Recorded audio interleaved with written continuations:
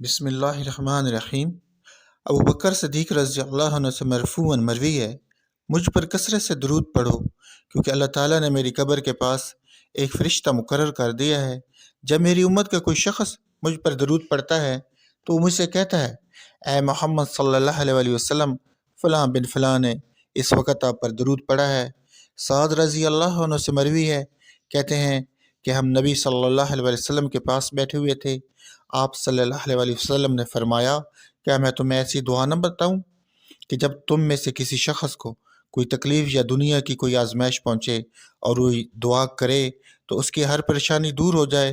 آپ صلی اللہ علیہ وسلم سے عرض کیا گیا، کیوں نہیں؟